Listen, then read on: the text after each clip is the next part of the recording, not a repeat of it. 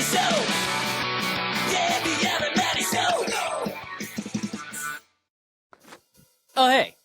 I know you missed me. It's been a while since the last episode of Business Agility Now launched, and you've been thinking, I miss having Adam in my head. I miss hearing that lovely voice. Well, the good news for you is that's going to change. For the first time, I'm going to be launching a podcast not tied to any company. I won't have on a corporate veil, no corporate speak, just me, raw, unfiltered Adam, just what you've always wanted. We're going to have long format conversations with, well, quite honestly, anyone I find interesting, and no topic is off limit, no people are off limits. We're just going to talk. I love telling stories, and I love getting to know people, and that's what the podcast is all about. It's not about selling ads, and you know what? I'm not even going to call it a podcast. I'm going to call it a radio show because I'm old school like that. So please check out the AdamMattisShow.com.